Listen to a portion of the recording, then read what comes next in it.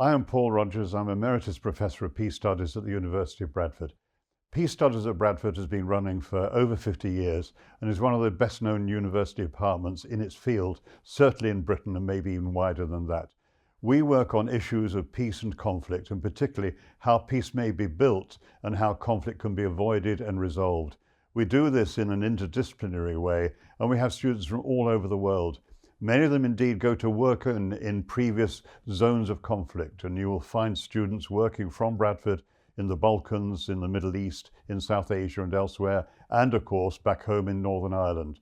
We're hoping in the longer term to maintain this work. We've had nearly 2,000 students through the department already, and it's really a question of trying to do our very best to help in a very small way to make the world a safer place. This lecture, which will be on the 15th of April in the Norcroft Centre at 6 p.m, is all about the department, and you'll be very welcome to attend.